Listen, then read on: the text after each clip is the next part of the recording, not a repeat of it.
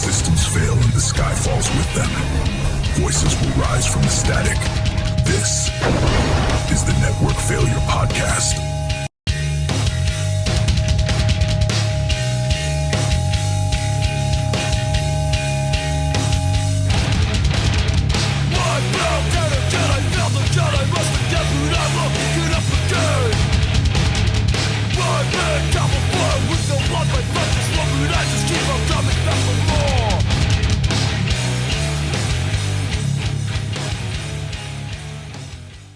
What is going on, people? Welcome to the Network Failure Podcast, episode 81. How is everybody doing on this fine Wednesday evening? It is June 17th. I hope you guys are doing well. I'm your friendly Mr. Meoff, and I'll be bringing you the news. We got a lot in store for you.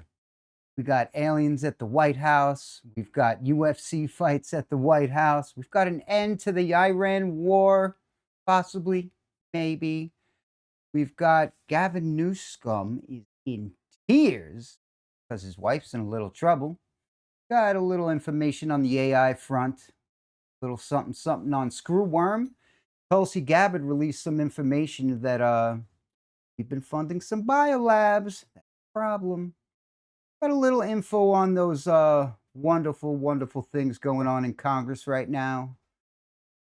More on USS Liberty with Thomas Massey.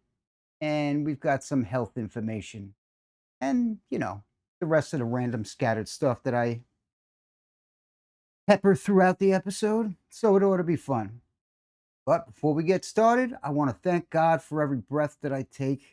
I want to thank you guys for listening, and thank you to all of our supporters, Patreon subscribers, likers, and sharers. All of you, thank you so much. I really appreciate it. All right. With that said and done, let's get this rolling. First things first. This is some wild stuff here.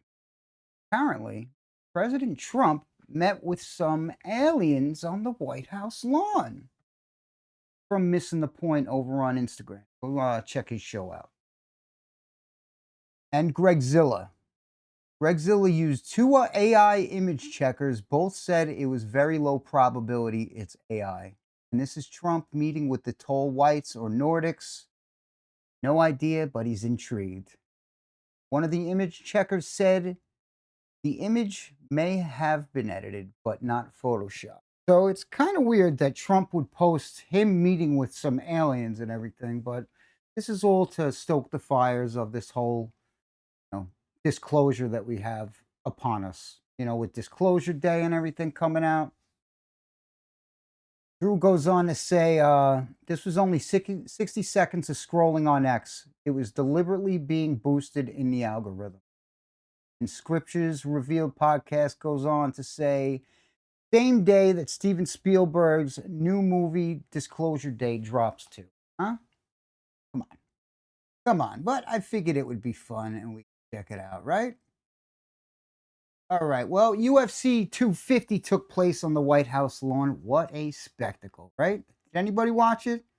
If anybody watched it, please comment, whatever, DM, and let me know what you think. Was it fun? Was it all that you wished for in your in your fucking presidential spectacle for his birthday? Whatever. But they were from Project Constitution. They were literally blasting Turning Point USA and Charlie Kirk propaganda all over the Jumbotron at the Trump White House UFC fight.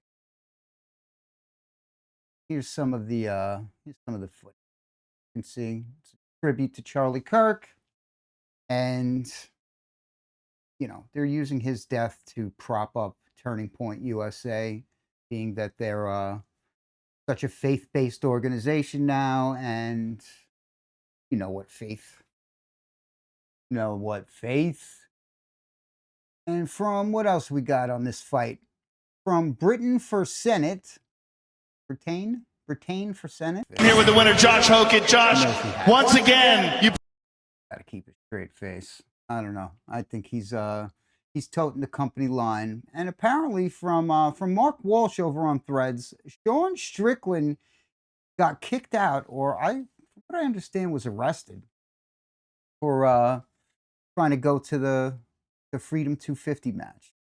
I believe Sean Strickland is like the champion or whatever, UFC, or one of the champions. I don't follow. So shoot me. I don't know, but let's check it out. Let's check out this clip. That's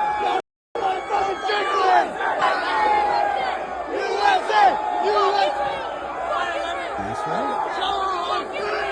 He's not allowed. Probably because of his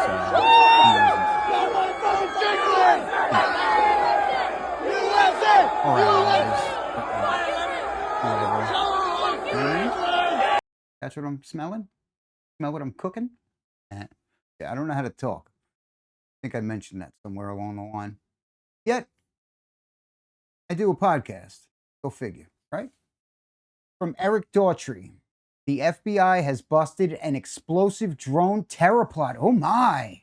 That targeted President Trump's UFC Freedom 250 event at the White House. You guys buying this? Because I'm not. They plan to blow up explosive packed drones and forcing crowds a pre-staged sniper team. A second wave was to storm the White House gate. A network of nearly 24 suspects were identified, and at least 5 are in custody. The Fox News report, make it official. Check it out. Explosive packed drones hitting buildings near the event, forcing a mass evacuation and steering crowds towards a pre-staged sniper team. A second wave was then planned to storm the White House gate. The FBI first learned of the threat last Wednesday and worked with law enforcement across multiple states to stop it. Joining us now on the phone, former FBI Deputy Director Dan Bongino. Dan, thank you for getting on the air with us. What else can you tell us? This is quite a frightening and sobering discovery. Well, notice the class warfare language amongst the plotters there that appears in this early stage to Explosive packed drones hitting. I apologize for the volume, people. But as you can see, you know, they're calling this serious business. Obviously a false flag. With all the security issues, the other false flags, staged assassination attempt, and now we have this. You know, you think they would be worried about security and everything, like maybe call this off because of the whole assassination attempt? No. The show must go on. And there had to be another attempt at everybody's life, right? But everybody was fine. Everybody was fine. People got arrested, and the guy that they arrested, he was anti, guess who? Yup. Wasn't really much for Israel. What else was he? He was anti-technology. You know, he fit the mold of your typical right wing. So that's what they're selling us right now. Okay, on to Iran. Apparently the war is over. Things have been signed. Iran's getting their money. The Strait of Hormuz will be opened again Friday. It's all going to be a good time as long as Israel lets it happen, right? They're pulling the strings. From Mario Norfal. Iran just published all 14 clauses of the MOU, Memorandum of Understanding. Read them carefully because this is not the deal Trump described. The headline numbers $300 billion in reconstruction commitments from the U.S. and allies. Now, Trump is saying that it's not $300 billion from us. J.D. Vance is saying that it's not coming from us. It's coming from the Gulf states. I don't buy that. It's coming from our pockets. Okay? That's just my take. $24 billion in released frozen funds, half before negotiations even start. Complete naval blockade lifted within 30 days. U.S. forces withdrawn from around Iran, and they are starting to pull back some of the troops and the refuelers or whatever, refueling planes and whatnot. They are starting to back off. We're like slinking out the back door, you know what I mean? Because honestly, we're very defeated. Very defeated. Iran is getting everything that they want. The nuclear talks aren't even happening for another 60 days. And this is all happening because Trump can't have the summer going with $10 a gallon in gas. everything is still going to continue to go up, even although they open up the strait. We're still going to be paying it for years to come. But he had to make this attempt. He's begging BB, relax. Gotta relax, BB. Come on, bro. What else we got here? Here's the big one. Hormuz reopens under Iranian arrangements, meaning Iran keeps management of the strait. Nothing changed. Nuclear clause is clause 9. Iran reiterates its commitment not to produce nuclear weapons. Same as before the war started. That's it. No enrichment cap, no dismantlement, no inspector asset beyond existing framework. So we've wasted billions of dollars to do nothing once again over in the Middle East. The actual nuclear terms are getting negotiated in a separate 60-day window, and Clause 14 explicitly removes Iran's missile program and support resistance groups from the agenda entirely, permanently. Iran's deputy foreign minister called it a total victory this morning, and he wasn't spinning. No, he was not. What else we got? Another one from Mario. Israel publicly rejects core terms of the U.S.-Iran deal. Right, it's the U.S.-Iran deal, and they're keeping Israel in the dark about it because they're worried on what they might say to the media to try to kill it. What I'm talking about. With Trump hours from announcing an agreement with Iran, Defense Minister Katz declared Israel will not withdraw from security zones in Lebanon, Syria, or Gaza.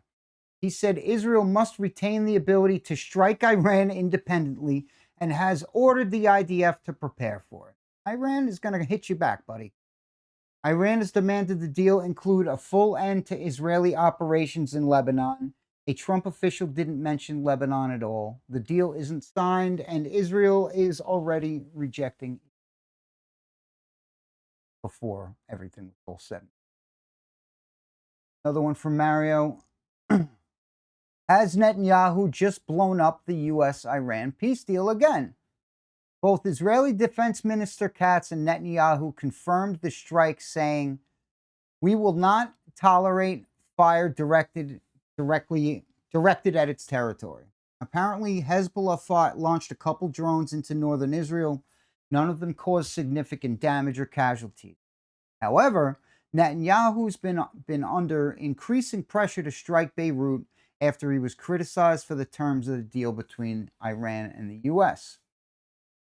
He knows it's a red line for Iran and will likely kill any hope of the deal before being signed today, which conveniently saves Netanyahu from further losses in the polls and keeps the war in Lebanon going. Next up from Megatron, a diplomat involved in U.S.-Iran peace talks says Israeli strikes on Beirut have created issues with finalizing the deal. Now, the deal doesn't get signed and finalized till Friday, but I don't think that Trump is backing out of it. I think that he's got to get this thing to go through, and I think maybe Israel's going to relax. Maybe. I don't know. But I know Iran is not going to, they're not going to allow them to continue to go after Lebanon the way that they are. They went after the suburbs. They didn't go after military targets. They went after civilian targets. Take a look at that. All right? You guys on YouTube, you got to go check out the video, people. If you're just listening to this, you got to check out the video. There's a lot more in store. From Mario Norfolk, current assessments in Israel suggest Iran will respond to these Israeli airstrikes on the southern suburbs of. And up, got another one from Eric Daughtry. President Trump expects the deal to be signed in 2 to 3 hours. Now, he's talking, not physically actually signed because that's not going through until Friday, but he's calling it like done. You know what I'm saying? Pretty much done. Trump apparently called Netanyahu and chewed him out. He said, "What the fuck are you doing?" after the strike in Lebanon, as per Fox. See what the Fox News guy said. He believes a deal with Iran will be signed in the next 2 to 3 hours. I asked him about the Israeli strikes earlier today against Hezbollah in the Lebanese capital of Beirut. He tells me he spoke on the phone with Israeli Prime Minister Benjamin Netanyahu, asking him, "What the F are you doing?" He told the prime minister not to conduct additional strikes against Hezbollah so that it doesn't affect this deal from moving forward. Now, the Israelis are bracing for the possibility of incoming Iranian ballistic missile fire, according to the IDF. And President Trump tells Fox News he will ask Iran not to respond with missile fire toward Israel, with this deal on the horizon expected to be signed tonight. All of this taking place amid the backdrop of these latest conversations to get this final agreement across the finish line. The president talked about the strikes in the middle of last week when he signed in the next 2 to. So far, Iran hasn't majorly retaliated against the Israeli strikes on Lebanon, but we're going to have to see. Definitely going to have to see. From Furkan Gozukara, Fox News confirms a diplomat explicitly accuses Israel of sabotaging the historic peace. Check out this. News, the Israelis launched strikes against Hezbollah in the Lebanese capital of Beirut this morning. A number of strikes against the Hezbollah commander there in response to drone attacks that were launched over the border this weekend. Iran now says this will not go unanswered. And remember, just last weekend, they fired 30 ballistic missiles into Israel after the IDF launched similar strikes. Now, a diplomat involved in the talks told Fox News the strikes today in Beirut are creating issues with finalizing the deal. They went on to accuse Israel of sabotaging this agreement.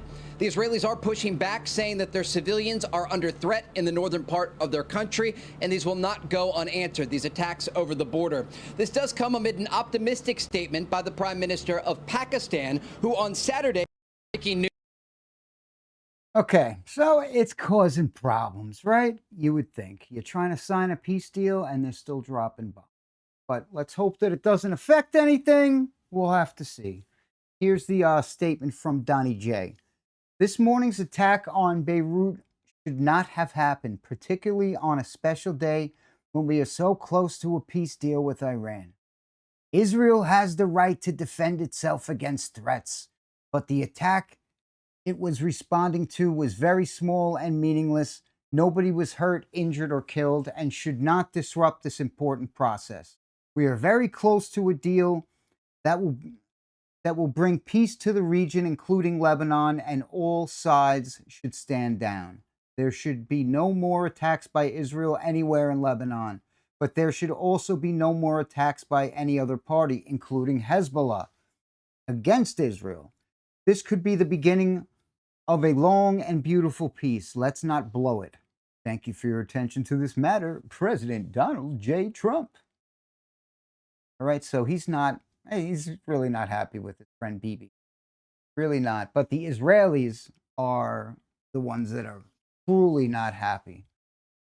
From Mario Norfolk, unconfirmed reports suggest Israelis are setting fire to cars and property in the West Bank right after the finalization of the MOU between the U.S. And the U.S. Between the U.S. and Iran seems imminent.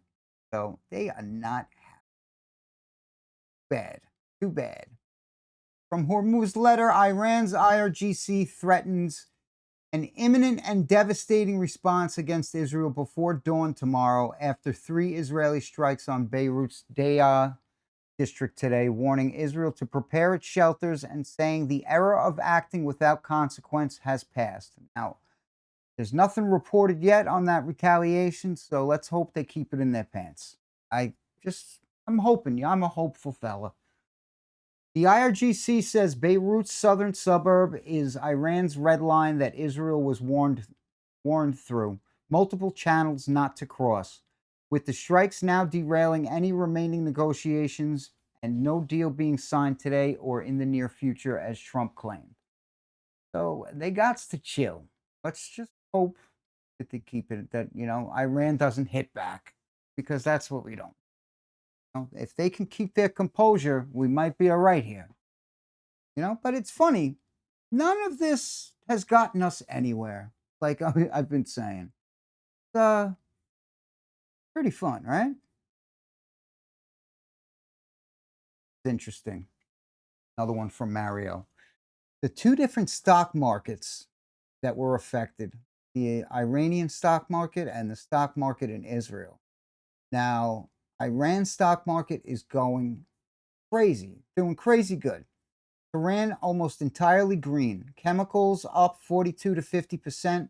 Banks, metals, and industrials all rallying. Iran's market pricing in sanctions relief, unfrozen assets, and an economy that's been strangled for years suddenly breathing again. Now, Tel Aviv's ticker, or whatever it's called, their stock market, almost entirely red. Elbit Systems, Israel's largest defense contractor, down 7.56%. Finance, tech, industrials, all bleeding. Israel's market is pricing in a deal that constrains its freedom of action and legitimizes Iran and leaves Hezbollah's weapons off the table.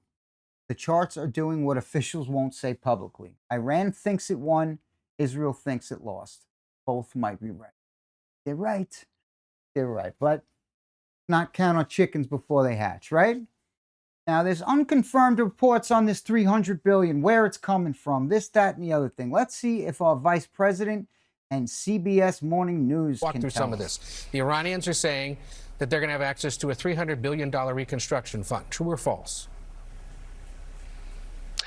Well, Ed, that's the sort of thing they could have access to, funded by the Gulf Coast Coalition, so long as they honor their end of the obligation. I think that one of the things you're going to see, Ed, and people have to be skeptical of this, is that the hardliners in the Iranian system will overemphasize the benefits that Iran gets while underemphasizing all the things that they have to concede and all the things they have to provide in order to get these benefits. So we absolutely are open to the Gulf Coast countries investing in the reconstruction of Iran, but only if Iran ends their nuclear program, ends their enriched stockpile of material, and is really open to an inspections and enforcement regime that gives the American people confidence they're never going to have a nuclear weapon. So I think the dance you're going to see. We're not worried about Iran and a nuclear fucking weapon, moron. See, Ed, which is going to be interesting, is the Iranian media, especially the hardline media, they're going to talk a lot about what they get without talking about what they give. It's important for all of us to correct that record. Walk through some of Too much. Too much. All right, so it may be coming from here. It may be coming from there. It's coming from our pockets. Guaranteed, it's coming from our pockets.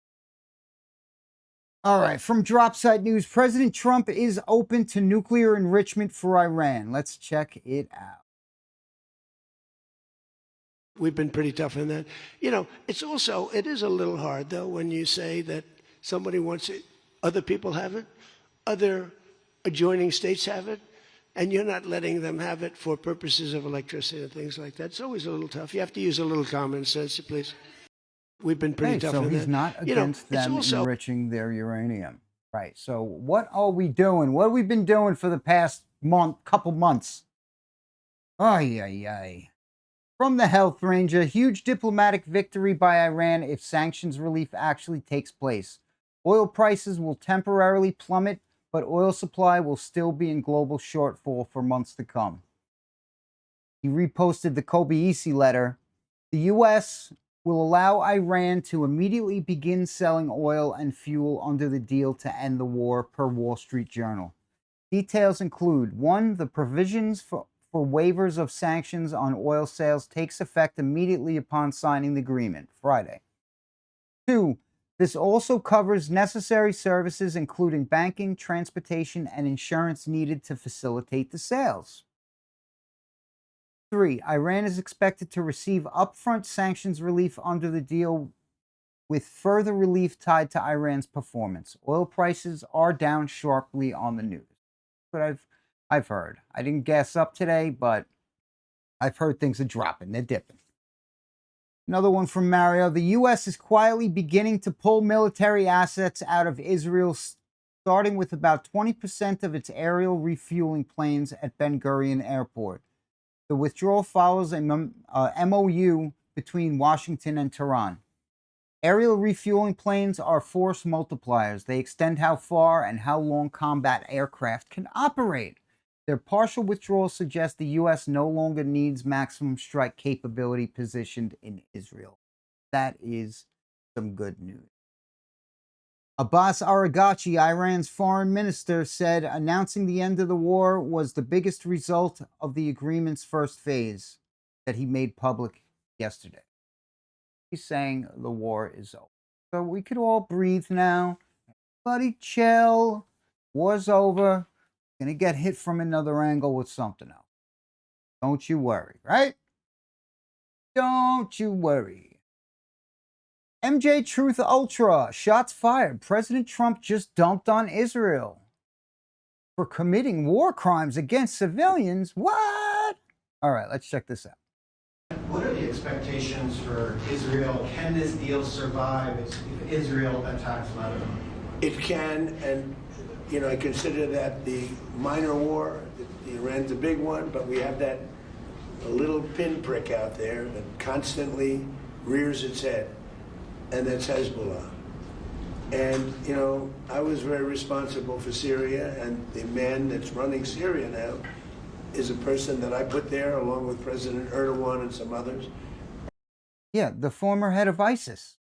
He's done Nice. an amazing job of pulling it together. He's not a Boy Scout, but he's done an amazing job of pulling it together. And he is very good with Hezbollah, does not like them. And I'll tell you what, Israel's fighting Hezbollah too long, and too many people are being killed. And you don't have to knock down an apartment house every time you're looking for somebody. Exactly. Because there are a lot of people in those apartment houses, and they're not all Hezbollah, that I can tell you. And I suggested to Israel to let Syria take care of Hezbollah. So he just went on and admitted that Israel's committing war crimes. Because to be honest with you, I think they do a better job of doing it. All right. So a couple good things came out of his mouth, right? I try to see the silver lining in everything. Israeli Minister Ben Gvir says, we cannot stop destroying houses in southern Lebanon. We cannot stop, period. Another one from Mario. We can't allow the population of southern Lebanon to return. We must continue to control the territory, even if Trump disagrees. And that's because they want the land. They want Israel to be bigger, greater. Right?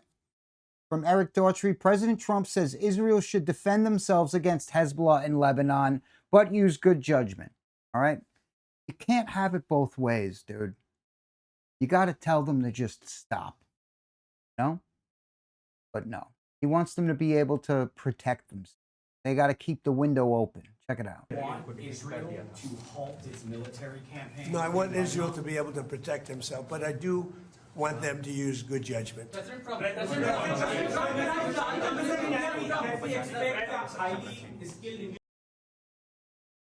You think they're going to use good judgment? Do you really think that you just went on talking about them dropping apartment buildings just to get a couple Hezbollah fighters, and you think they're using good judgment or have the ability to? Exactly. Thank you.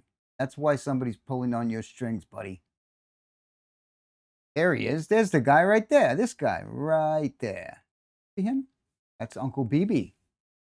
Uncle BB kind of talks like this. Another one from Mario. The U.S. is reportedly keeping Israel in the dark on the Iran deal because it's worried Israel will leak it and try to kill it in the press. A senior Israeli official allegedly confirmed a crisis of trust between the two governments. The deeper fear inside the Israeli militaries, what Friday's signing in Switzerland might lock them into. Officials reportedly would worry it would force a full withdrawal from southern Lebanon back to the international border, well past the current yellow line, and they can't have that. So expect something to muck this up. The army says it isn't ready for that, with frustration in the ranks as they wait on political leadership for guidance that hasn't come. So, not over yet, folks. It's not over yet, but I don't know. It's looking all right, but not I'm not counting shit. From Marie, oh, maybe no, over on TwiX. Iran is next. Why did we destroy schools, roads, and hospitals? So they will accept the reconstruction. 300 billion like they won. But Kushner and Nutlick won. People need to start thinking larger. They tell us what they're doing, and we keep focusing on race wars or Trump yelled at Bibi. And this is a repost from the Cradle. The U.S. military begins construction of huge base outside Gaza to oversee Trump's colonization plan. You remember all those AI pictures? Remember? You remember the Riviera of the Middle East.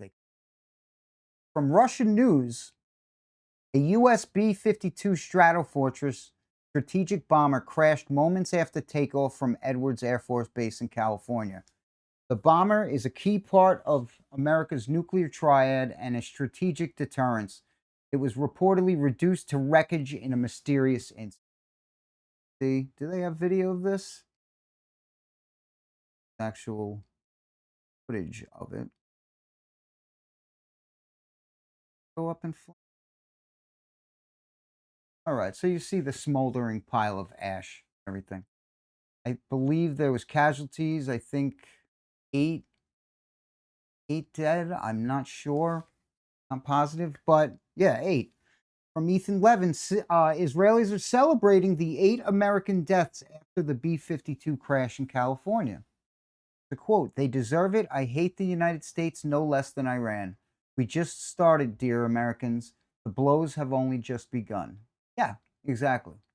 This is not over. But on paper and for the world and everybody to see, we've got to, we've got the deal signed. But Israel is still going to go after Lebanon.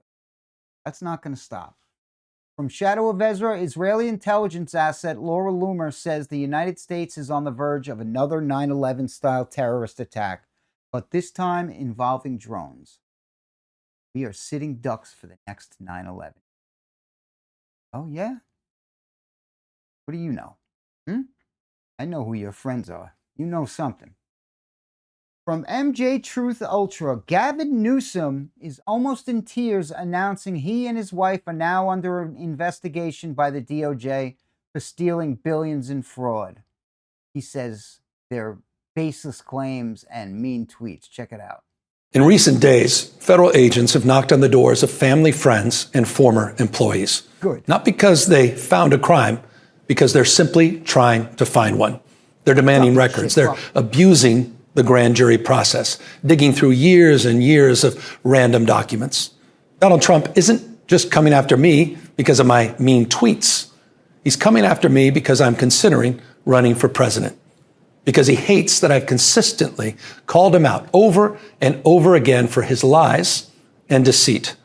Donald Trump is simply the most corrupt president in American history. He's turned the levers of government into his own personal power ministries to reward cronies and to try to jail his opponents. His personal attorney now runs the Department of Justice, which has repeatedly gone after his political enemies. Ask Jerome Powell. Sent them after James Comey, Tish James, Adam Schiff. He sent them after Tim Walz, and a woman that a jury found Donald Trump had sexually abused.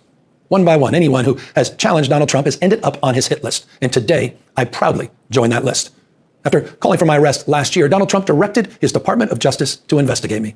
And just in the last week, I've learned that his campaign has reached my own home. To get me, he's coming after my wife, Jen, a public servant. You've been stealing millions, allegedly, from the fire victims in California. All right? That's what's going on, buddy. Servant, a woman who's dedicated her life to supporting women and girls. Someone who has done nothing wrong other than having the temerity to advocate for what she believes in. If they can't intimidate me, they'll go after the mother of our children. Donald Trump picked the wrong target. We have nothing to hide. His political operatives can take every record and read every page, but they'll be looking in the wrong place. Okay. Thanks, Governor Newsom. Garbage. All right, next on the AI front, from Ricardo, this AI just exposed the biggest legal insider trading operation in America. Right? A platform called Government Greed built a 7-layer machine learning system that cross-references every stock trade disclosed by every sitting politician against the bills their committees control. the campaign donations they receive, and the companies their votes directly impact. It scored all 540 politicians currently in Congress, and the numbers are crazy. 56% of every stock purchase made by Congress in the last 16 months was on a stock directly affected by a bill the buyer later voted on. That's 6,170 out of 11,016 total purchases. More than half of all congressional stock buys are on companies whose fate that same politician is about to decide. We know this, but now AI, pointing it out, I don't know. Well, kind of proving it, I guess. It's compiling all the data, but this is all stuff that we know. Thank you, AI. But anyway, it's kind of nifty. More than half of all, got that already, 343 out of 540 Congress members actively trade stocks while holding access to non-public legislative information. That's 63.8% of the entire legislature making market bets with an informational edge that would put any hedge fund manager in prison. The AI identified 752 active triple signals in the current Congress. A triple signal fires when three conditions line up at once. The politician sits on the committee controlling a bill, they traded stock in a company affected by that bill, and they received campaign contributions from that same industry. 752 triple signals. Bills carrying these insider indicators pass at 5.4 times the normal rate. Very interesting. Now look at the individual leaderboard. Nancy Pelosi's estimated portfolio sits at 194 million with a greediness score of 98.1 out of 100.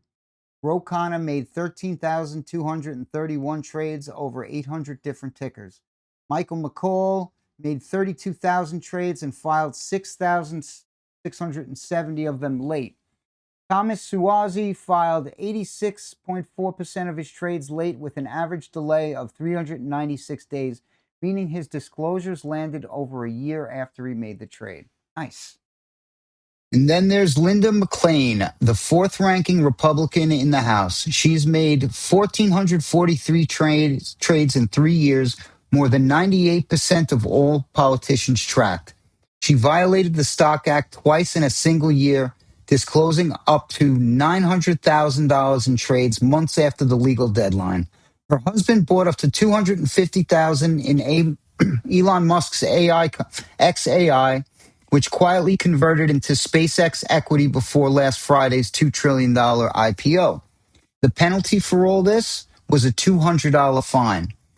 The number of Congress members who ever prosecuted under the Stock Act since it passed in 2012 are zero.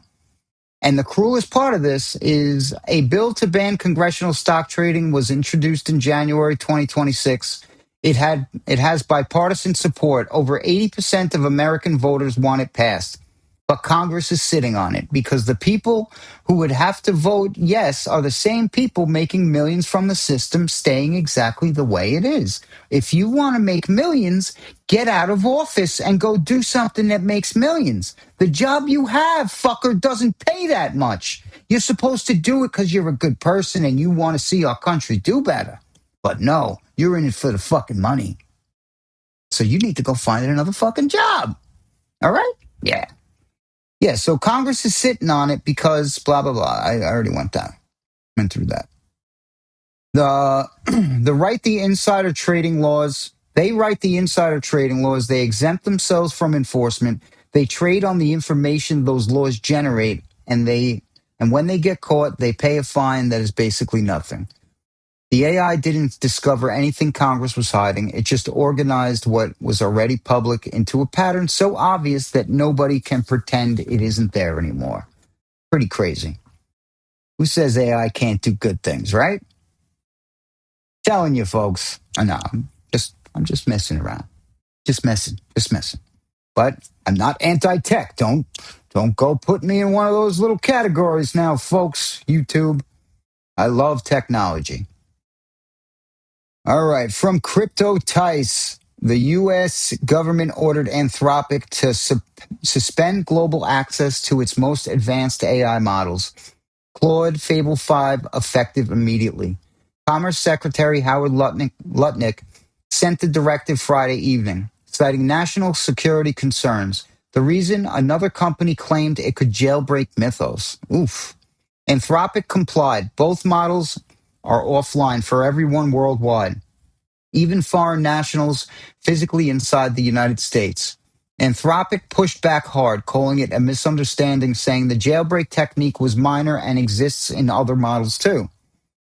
This is not about chips anymore. This is the first time the U.S. government has placed export controls directly on the AI model itself, not the hardware, the actual intelligence. It's pretty crazy. Pretty crazy that they're actually regulating anything, right? From Yanis Varoufakis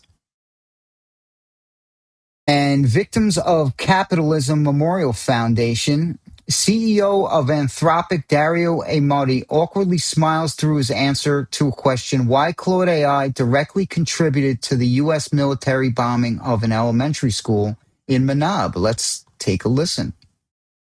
Bloomberg has reported that Claude is being used by the U.S. military in the war in Iran to do AI-assisted targeting via a platform made by Palantir, Maven Smart System. In February, a U.S. missile reportedly hit a girls' school in Iran, killing more than 150 people, most of them children. Did Claude play a role in that strike? We don't know exactly how, these models were used.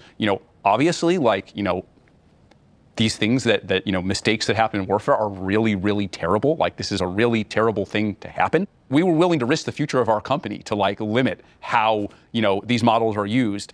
And, what you're talking about is a use case that doesn't even violate our red lines. We're worried that there will be 100 times as much, with use cases that do violate our red lines. Now, again, I would say I think overall the use of these models is appropriate. I think it's good on net. But military decision makers make terrible mistakes, even at the best of times. And I don't know if we're in the best of times. What we've seen here is Claude assists, but a human makes the final call. So a human made that final call, not Claude. Imagine if you had a world in which, not Claude, because we haven't allowed it, but someone else's AI model, the AI model just makes the decision and the human never sees it. That's what a human made the final call, and it was the final call to triple tap the school. Not one, not two, but 3 Tomahawk missiles. We were standing up for. That's what we were fighting against. This school had a website. You could have found it in a Google search. Shouldn't Claude have spotted that? And does it speak to a scarier issue about using technology as a shortcut in war? The principle that was obeyed here is a human makes the final decision. I don't know what role Claude or any other AI had, but if this isn't an illustration why that principle is so important, I don't know what is. Is AI warfare more likely to stop World War III, a war between the U.S. and China, or is it more likely to make it happen? I would say on balance, it is more likely to stop it. But if we have no limits on how it's used, then I think, it could be more likely to cause it. You've seen Dr. Strangelove, right? The premise of it was you have a doomsday device that automatically fires nuclear weapons when it thinks nuclear weapons are being fired at it. What could go wrong, right? I think the way conflicts happen is that, the two sides jump at each other. They misunderstand each other. And when we don't have proper oversight of this technology, I think those kinds of accidents are more likely to happen. Yeah, some grave accidents, huh? A whole school full of people, 68 casualties? It's crazy.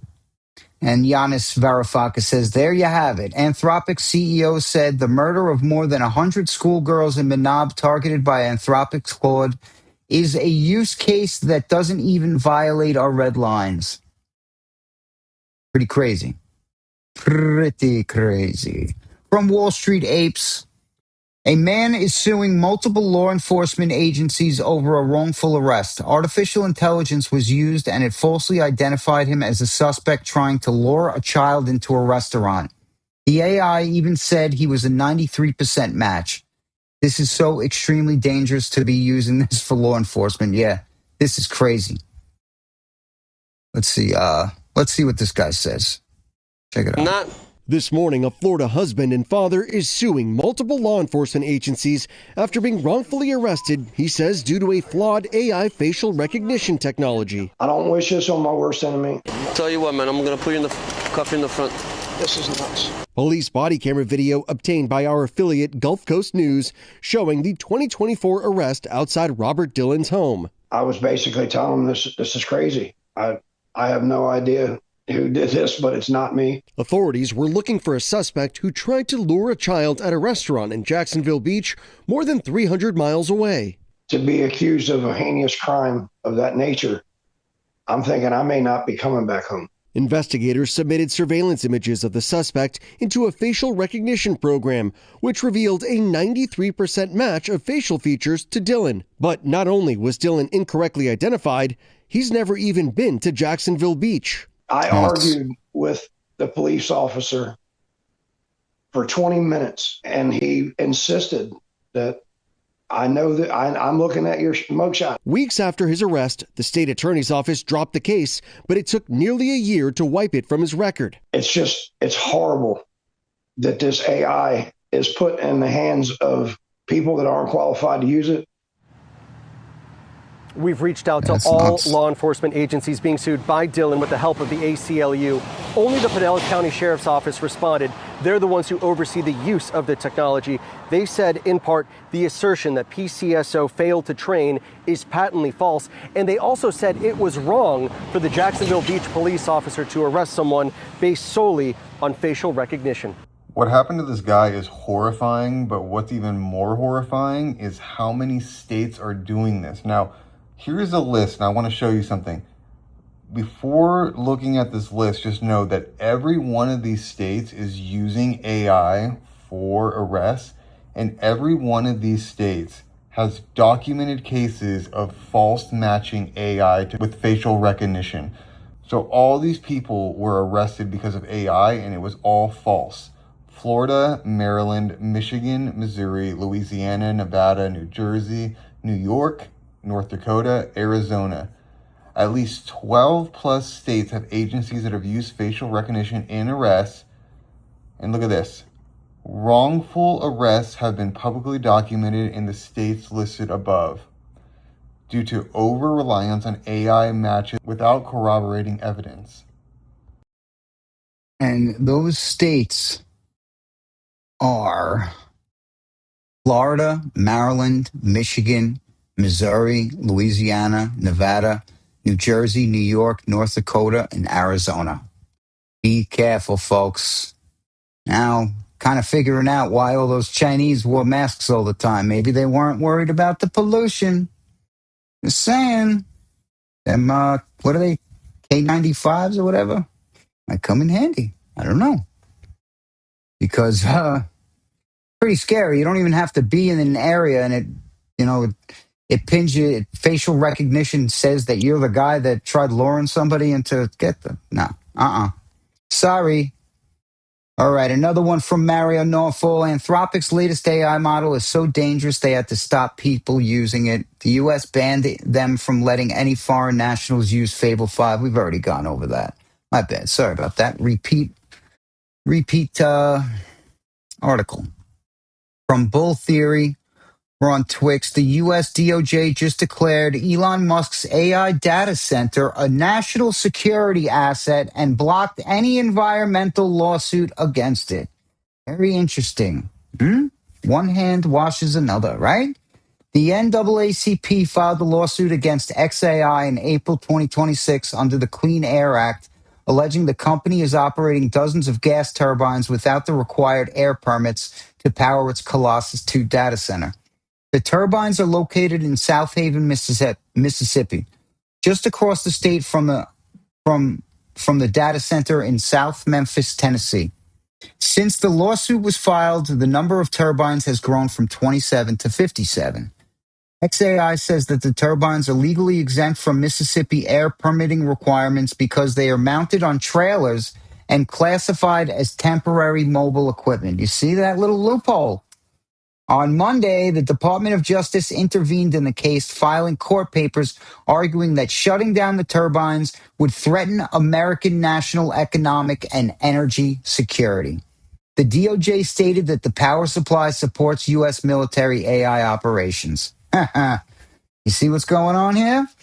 Cameron Stanley, the Defense Department's chief digital and AI officer, submitted a declaration stating that Grok is one of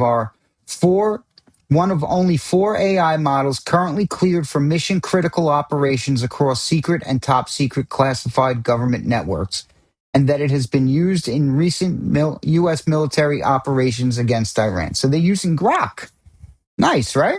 The DOJ, XAI, and the state of Mississippi are jointly asking the court to dismiss this case. Okay, well, I hope y'all can see what's going on here. Is that the same one? Yeah, that's the same thing. All right.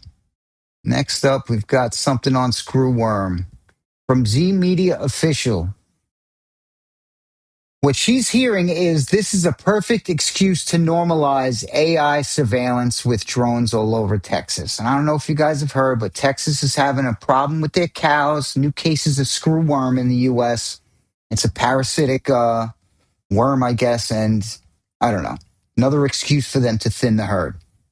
Now, also another excuse is excuse to put AI-controlled drones on us to track us, or to track the cows. I'm sorry. I talked to and was with, a couple of us were with Secretary Markwayne Mullen yesterday in Washington.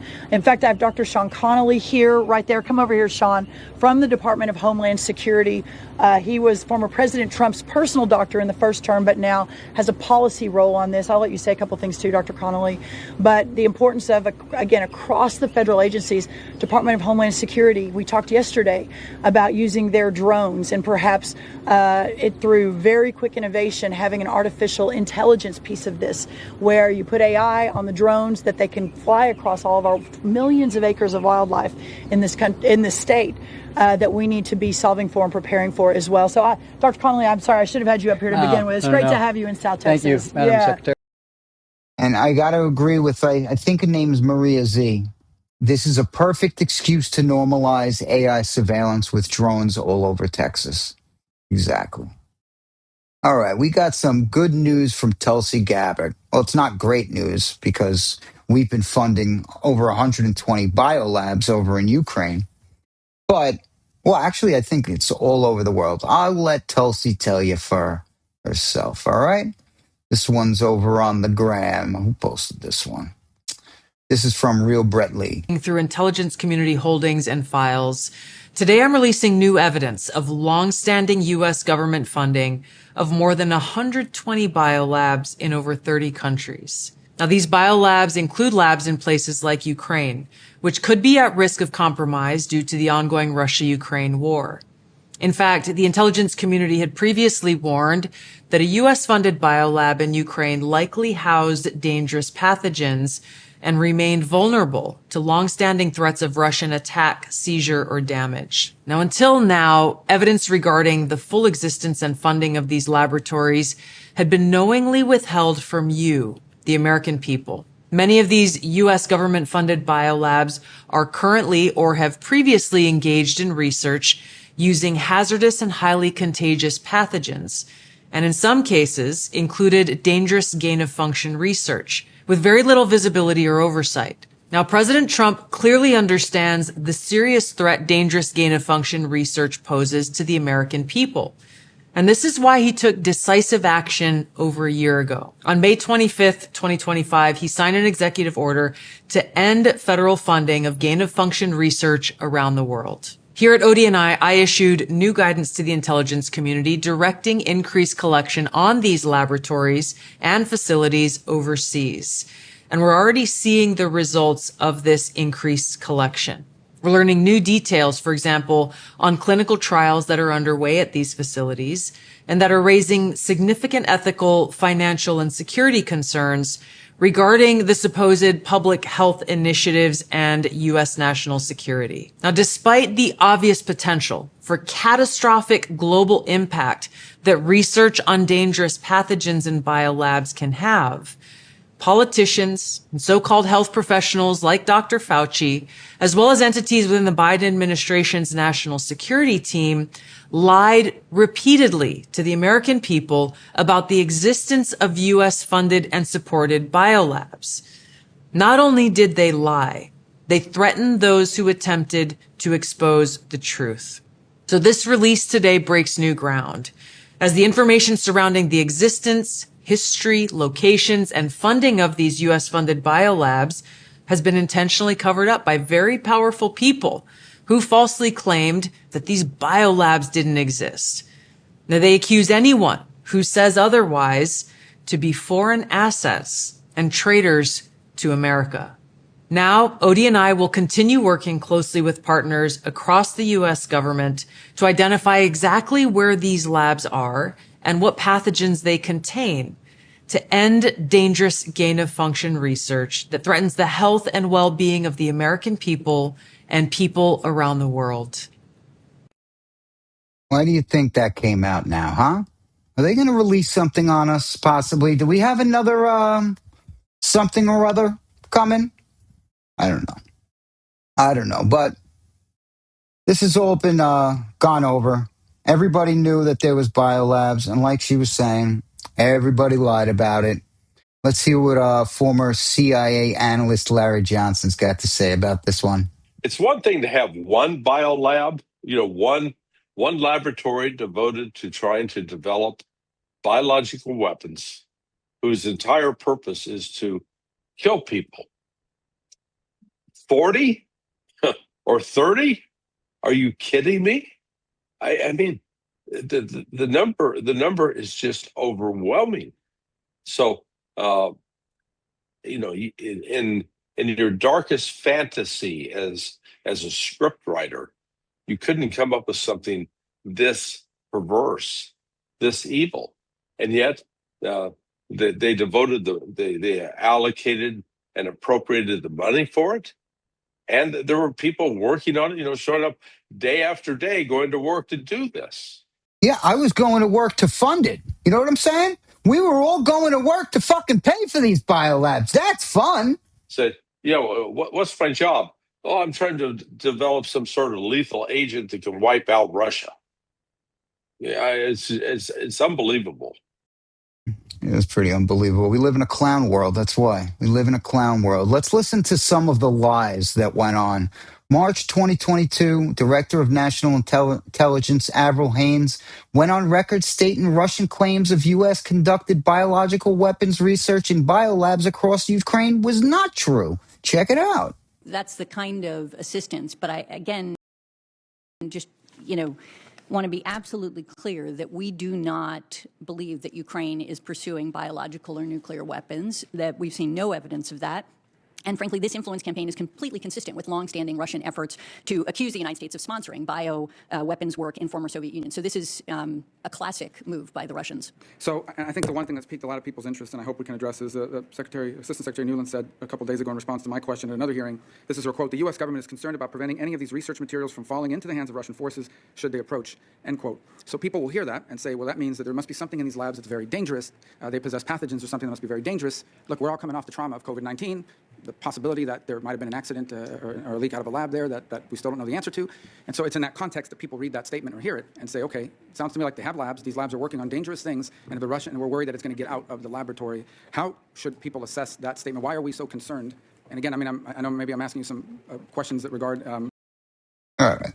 She's just going to go on to lie, right? Medicine and biology and research and so forth. But it's really important for this effort to understand what exactly is in these labs that we're so worried about them getting their hands on. What's in the labs? Sure. I think medical facilities that I've certainly been in, and even as a child, done research, in high school type of thing, in college, all have equipment or, sort of beakers pathogens and or flasks that you have to have restrictions around because you want to make sure that they're being treated and handled appropriately. And I think that's the kind of thing that probably Victoria Nuland was describing and thinking about in the context of that. We have to be, concerned in the same way that we have to be concerned about Enerhodar, the nuclear power plant, or, other facilities that when they're seized, and if they're seized, that there may be damage done or theft, and they may, in fact, misuse some of the material that's there that's not intended for weapons purposes, but nevertheless can be used in dangerous ways or that can create challenges for the local populations. Ah, very nice. Okay, another one from MJ Truth Ultra. Firecrotch lied as well. Let's see. This was Jen Psaki. I wanted to follow up on your tweet yesterday about being on the lookout for Russia to use chemical or biological weapons in Ukraine and possibly creating false flag operations to use them. What is the evidence to back that up beyond what you said in the tweet that it's a pattern from Russia? Is there more to this than it just being a pattern for them? Well, they have a large biological and chemical weapons program. So it's a pattern, but they also have the capacity. Well, I'm not going to get into specific intelligence. We look at all of those factors. And we also know, and one of the main issue that prompted my Twitter thread yesterday was that Russia has a history also of inventing outright lies like this, which is the suggestion that the United States has a chemical and biological weapons program, or Ukraine does, that they're operating.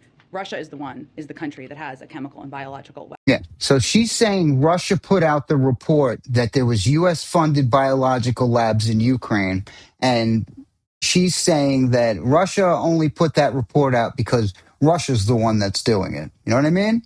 They do what they say that we're doing what they're doing, even though that it's the other way around. Weapons program. So the objective was to make clear the inaccuracy of the information, the misinformation they're trying to put out, and make clear to the world that they not only have the capacity, they have a history of using chemical and biological weapons, and that in this moment we should have our eyes open for that possibility.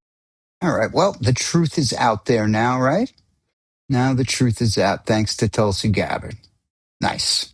Well, Tulsi's out, but she's still there for a little while. And unfortunately, everybody that was in, in the administration that seemed like they were going to make a change is going to be leaving, pretty much. Tulsi's out, Elon's out, MTG is out, Thomas Massey is out. He was never part of the administration. Neither was MTG, but they were kind of rooting for us. From Robert W. Malone, MD, very active rumor mill currently with specifics from senior USG employees that RFK Jr. will be leaving Secretary of HHS in July after the 4th. Meeting was apparently held last Monday. Oz to head transition team. Nice, right? Very, very, very nice. So we've gotten fleeced. I don't know what to say, Told you so. You're going to get screwed in the long run. There's going to be a rug pull, but I don't know. I had hope. You couldn't say that I was being negative. I had hope for all of it. And now it's the reality. Now back to reality. All right, guys, we got some late breaking news from Concerned Citizen.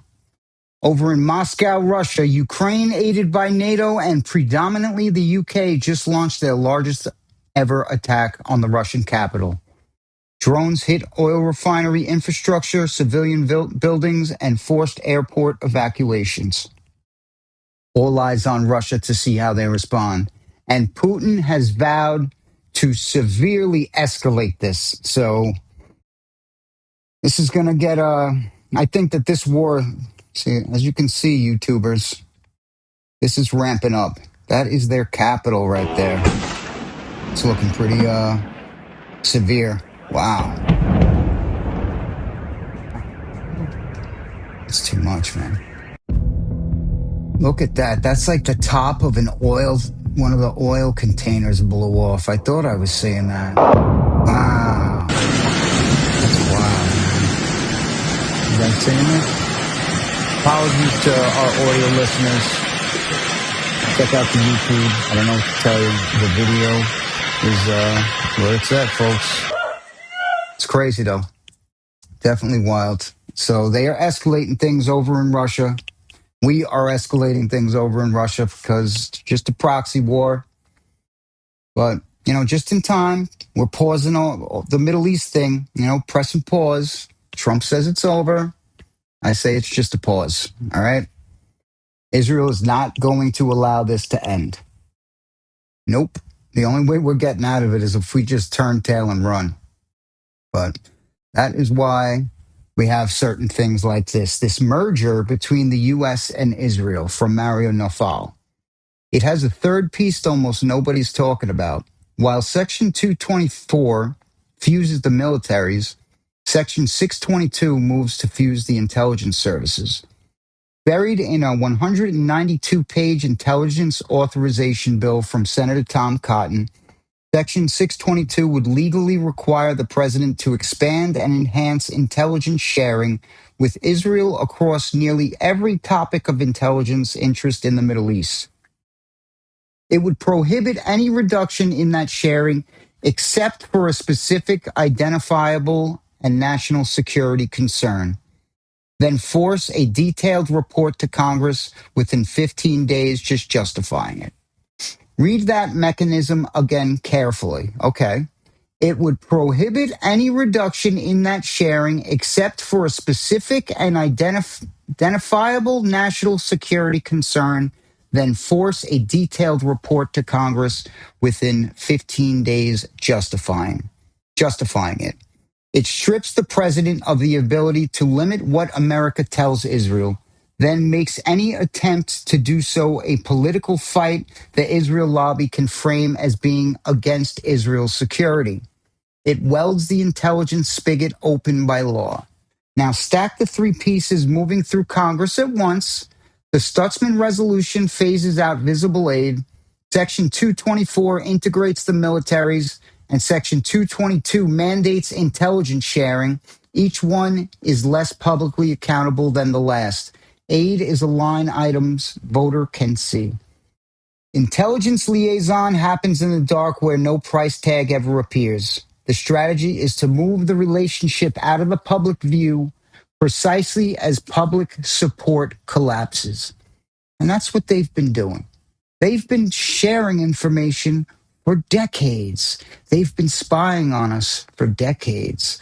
But now the public is very aware of what's going on. So they want to make it legal for them to spy and share all of our technology and information. From Ethan Levin's, Mossad and CIA could be merging forever. Section 622 of the Intelligence Authorization Bill would make it illegal to suspend intelligence sharing with Israel. Thanks to Senator Tom Cotton. 5 bills, 1 trap. You've got the U.S.-Israel dependency push is bigger than Section 224. You got Section 224, House Resolution 7540, S.3855, the Netanyahu resolution, and Section 622. So they're trying to squeak one through, and it's not looking good because we're pretty captured, you know? I don't know what to say, but this is some scary shit. Very scary. This is from Gen X Girl.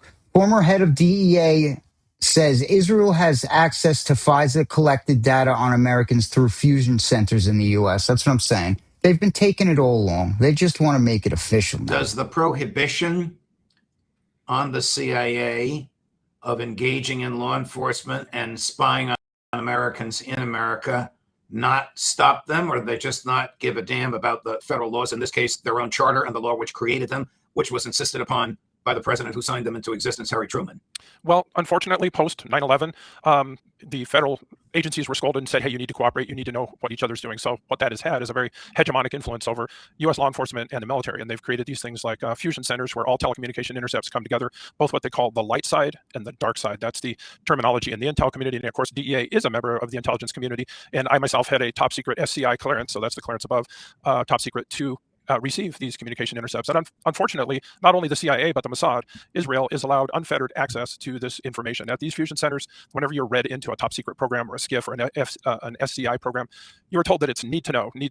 The only people that can get the information are those that have a need to know. But with the Israelis, this doesn't apply. They are able to siphon off the raw data and use it for themselves. They're considered friends and allies. And for some reason, that restriction that applies within the federal law enforcement community doesn't apply to this foreign government. What is Nice, right?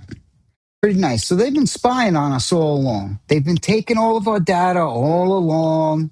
They just want to make this illegal. Well, they want to make it a legal framework. So if we try to get out of it, if everybody wakes up and realizes we're getting bent over, then it's too late. You know what I'm saying? Then it's too late. What does Gen X girl say over here?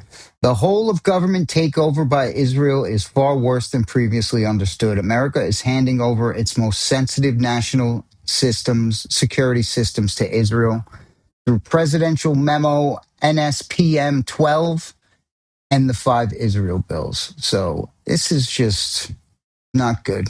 We got to keep an eye on this one, right? Keeping an eye on it.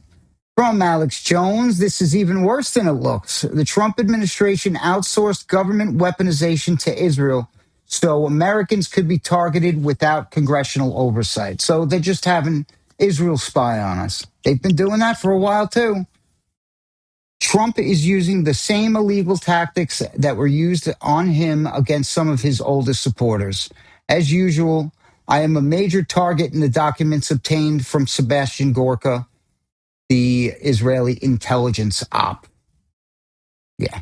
I don't think they're worried about you, Mr. Controlled Opposition. I don't think they're worried about you. You had your chance, Al. You had your shot. Here's a clip of Ed Snowden from Sam Parker stating that Israel's been doing it all along. Check it out.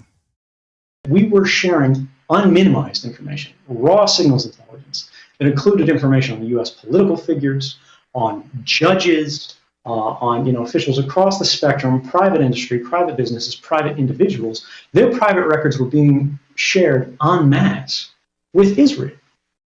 See, they've been doing it all along. They just want to make it illegal to get out of it now. They want to make it irreversible. How would a good thing, if it was a good idea, you wouldn't have to make it irreversible. You know what I mean? But hey, what do I know, right? All right, well, Tom Massey's doing some more great work for the survivors of the USS Liberty. From Furkan Gozukara, Representative Thomas Massey announces he's introducing legislation to force the declassification of all records regarding the Israeli attack on U.S. Liberty. Yeah, let's get that. Let's get it.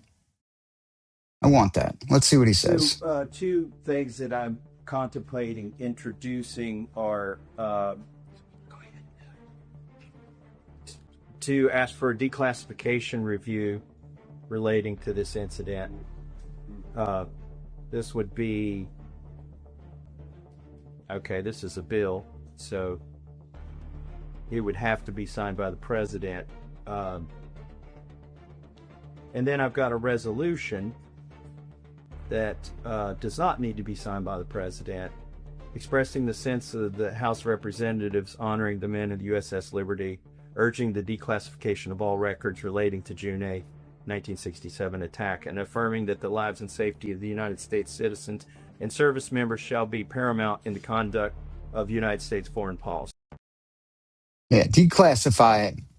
Another one right here. This is one of the survivors confirming LBJ ordered jets armed with nuclear weapons to launch during the attack. Check this out. But with jets being sent with nuclear, that was ordered by Admiral Martin, the commandant of the 6th Fleet. He didn't have the triggers you and I know to pull the trigger on releasing a nuke. Only Johnson had that. But they were within 6 minutes of being there. So through this process of these planes being called back and all that thing, technically saved our lives and globally lives, because if those bombs had been dropped, it would have been World War III and a potential nuclear holocaust on the globe. And so that's how big of a day that was. Yeah. And Johnson, it didn't work out for him either, because he and McNamara were in on it. But they launched those jets that had the nukes and brought them back. They turned them back. Because that's the only birds they had on that never ready to go. They always had two ready to go. It's wild. Ordered by our government, our president. Nuts. It's been happening for a very long time, people. Very long time. What do we got here? What the F? Another one from Furkan. A USS Liberty survivor drops a massive bombshell. Let's check it out. Why read ahead? I had a quick question for obviously the survivors here. What does it mean to have your story told at the Capitol? How long have you waited for this? 59 years. We've been lobbying Congress for 59 years, but no member of Congress will give us the time of day. Why do you think that is? I have no idea. Israel owns us. Rob. Hold the microphone up. Hold the microphone up. The crew was ordered to secrecy, not to talk to anybody, their wives, even each other. We were not. They weren't allowed to talk. I was injured seriously at the beginning, so I didn't get Admiral Kidd's thing. But he told them, if you talk to anybody, you can plan on spending the rest of your life in the brig or worse. He threatened them with that order. And luckily for us, the admiral that did the commissioned officers only said till the day he died, and 15 years later he died, and then we started fire talking. Crazy. Absolutely crazy. They were threatened with prison if they told the truth. This is our greatest ally, guys. They are our best friend. Right? Right. From Gunther Eagleman, Oregon Democrats are actually trying to ban hunting and fishing. That is not fun. Not fun. If this insane proposal passes, it would criminalize killing animals for food, hunting, fishing, or even research. Let's see what the Fox News report says. Enough to put the so-called Peace Act on the ballot. If passed, the law would criminalize hunting or killing animals. That includes killing animals for food, hunting and fishing, or for animal research. After July 2nd, Oregon's Secretary of State will decide whether it qualifies to get on November's ballot. Columbia University, now the latest Ivy League school. Banning hunting. So when all the stuff that they're offering you is the fake meat, when all there is on the shelves is that shit because they've destroyed our livestock, you can't even go out and hunt. It's illegal for you to feed your family, to go fishing in the beautiful waters of Oregon. I don't know. It's pretty nasty shit that we're going through, guys. This is definitely not fun, right? Let's see if the deal is. Uh-oh. How does a fully sectioned redundant fire suppression system... Hold on. I got to restart that and pause it. How does a fully sectioned redundant fire suppression system fail completely in a 1 million square foot regulated medical facility? What happened? Take a look at this. Look at that fire. 1 million square feet. I don't know how big that is, but that's big. June 11th, 2026, 1 million square foot Medline Industries warehouse in Tracy, California, burned to the ground. This is one of the largest medical supply hubs in America. You think that this is a fucking accident? Come on. No, this has allies all over it. Oh, yeah, good fun. Let's see what else is in there. Look at it. Look at it. It's burning so bad it doesn't even look like the smoke's moving almost. I sound like this fucking retarded. But that's okay, right? Yeah, it's all fun here. It's all fun. From 1109 Patricia on the TwiX, there's been a fascinating Finnish study from 2020. Oh, this is cool. All right.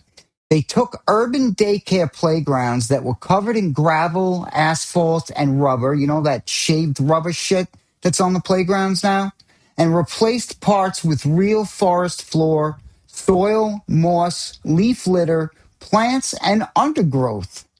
They tracked about 75 kids aged 3 to 5. After just 28 days, the kids playing in the nature yards had more diverse microbes on their skin and in their gut, plus higher levels of regulatory T cells that helped calm their immune system. Playing in the dirt. Simple playing in the dirt. That's why they took it away. It's good for you. Mud pies are good. Don't eat too much. But some is good for your microbiome. Come on, people. All right. Over long periods, they showed fewer harmful bacteria like streptococcus on their skin and lower levels of certain gut bacteria linked to inflammation. It supports the idea that letting kids get dirty in nature actually strengthens their immune systems and may help prevent allergies and autoimmune issues. Pretty powerful stuff. Kids who grew up before cell phones, internet, and video games, the come home when the street lights turn on generation, spent most of their day outside running around getting dirty and exposed to nature. That constant contact with soil, plants, and microbes helps train the immune system properly. This ties directly to hygiene hypothesis.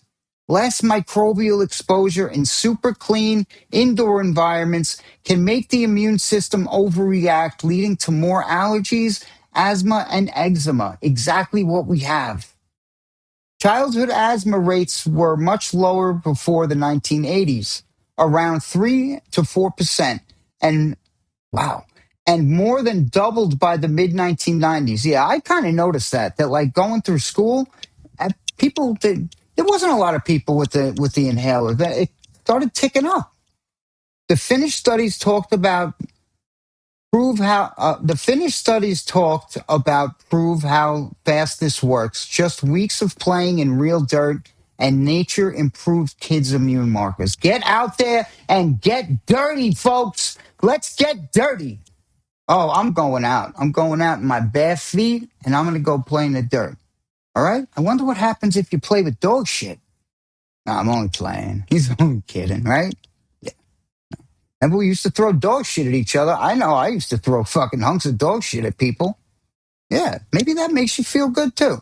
I don't know. You guys test it out. Let me know. Hit me in the comments, all right? All right.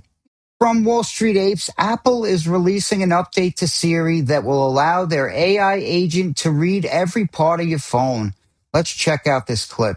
You guys ready? This is scary. I don't like it. Siri came from DARPA. Uh-oh. For those who don't know, I work in IT during the day. That's my day job. Apple is going to release an AI agent and embed it into Siri. I guess this is Wall basically Street Apes. giving Siri the kind of capabilities that ChatGPT or Claude has, right?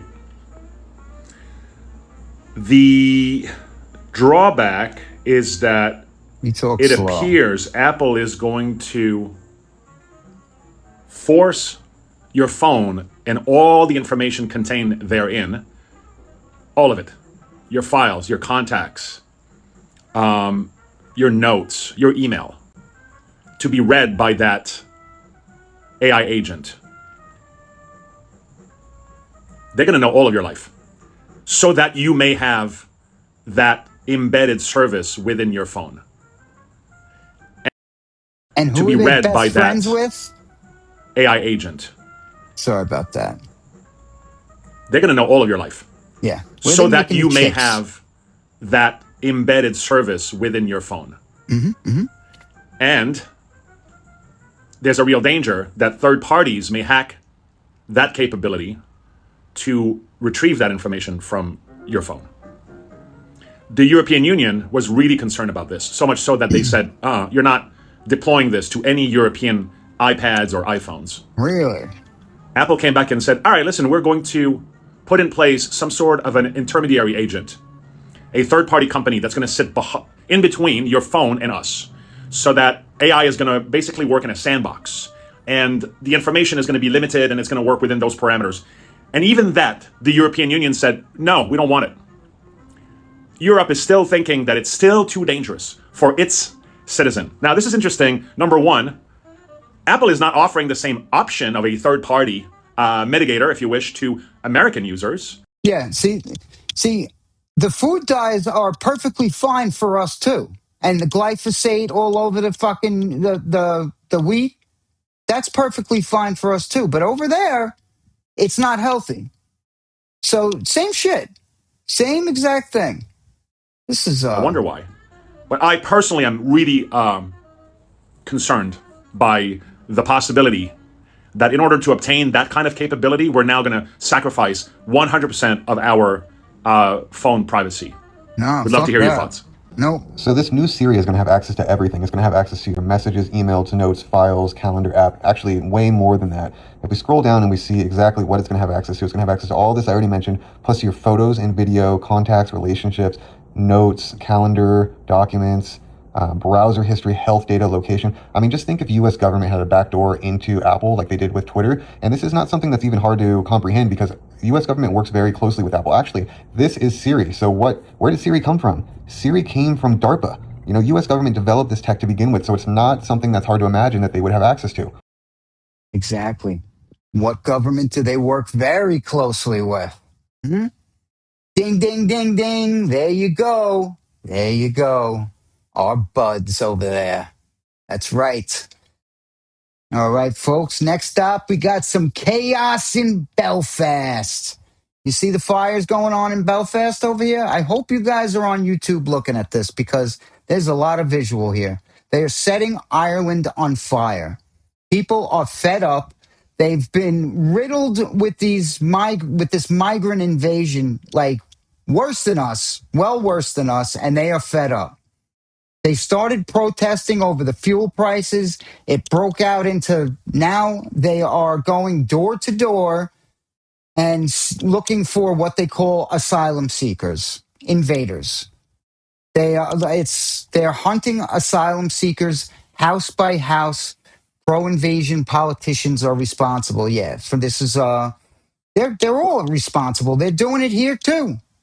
That's the same thing Biden was doing here. Are they getting anybody out? No, because they want this chaos here.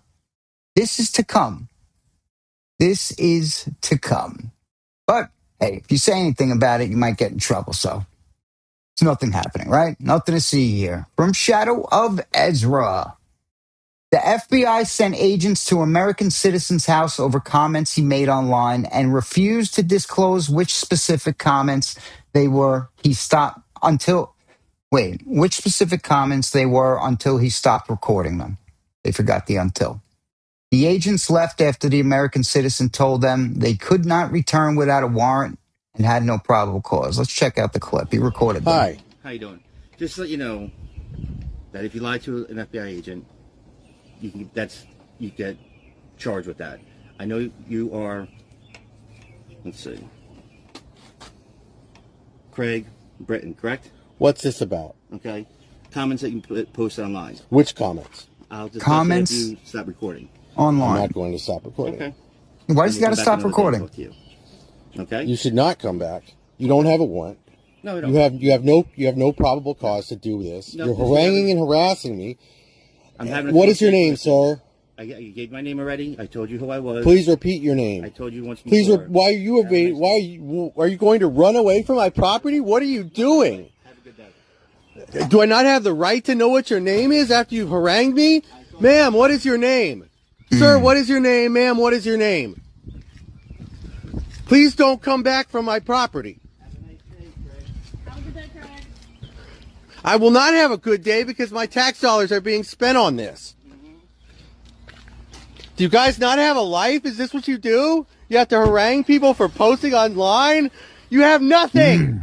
You have nothing. I wonder what he posted. Get out. Get What do you real think he jobs. posted?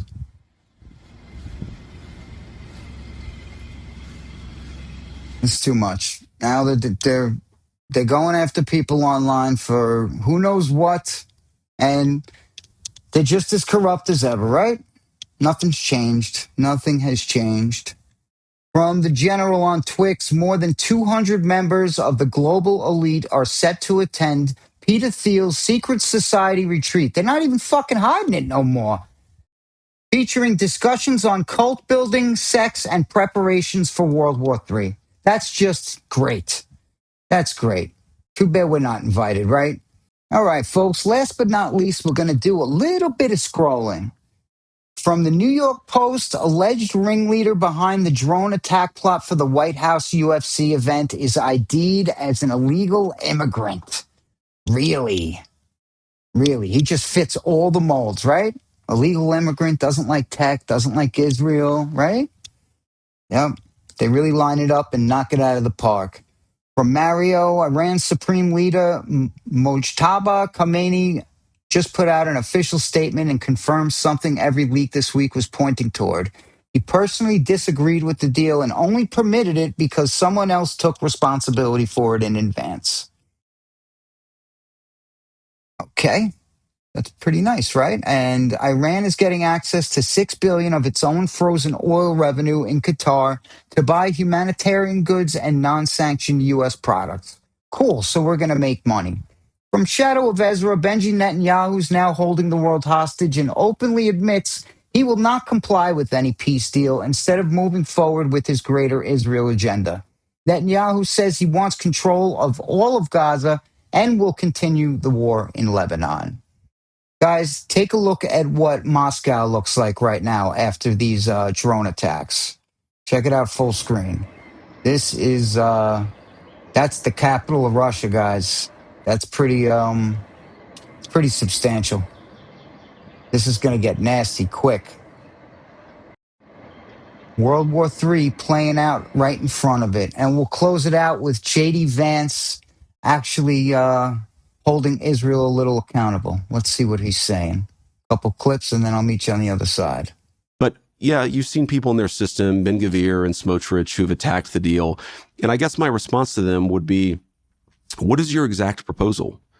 And, you know, you're a country of 9 million people. You can't just kill your way out of solving every single national security problem that you have. Look at what, but.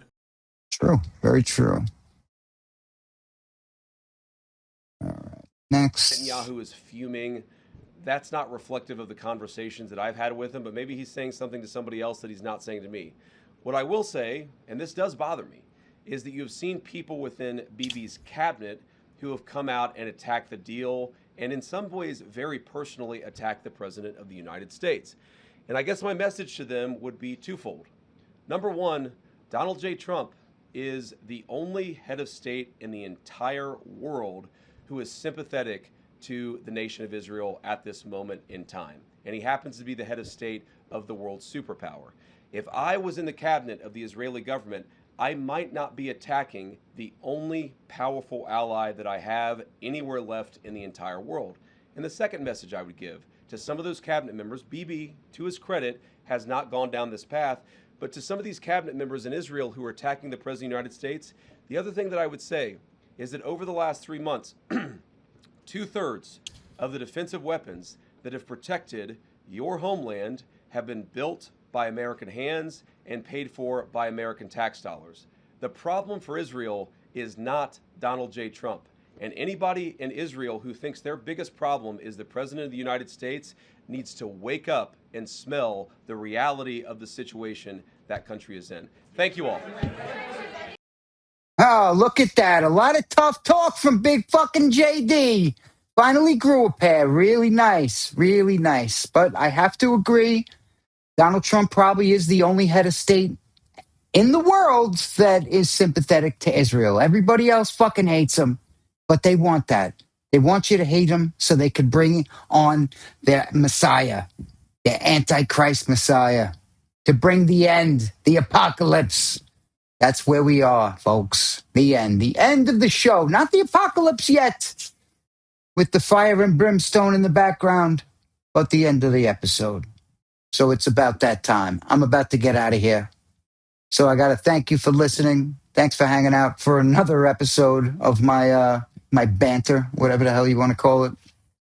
Please like and subscribe if you haven't done so. Go out there and start a Google account and view it on YouTube. Help me climb to 500. I'd like to do that. I'd like to make that milestone.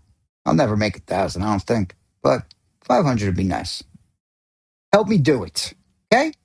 You guys have helped me grow the show. You could see it. It's just people are not subscribing, so I'm going to need you to do that one. All right. And, yeah, so it's going to be fun. The war's not over. Don't buy it. It's there's more theater in store. Keep your head on a swivel. Have a great week. Love y'all. Peace.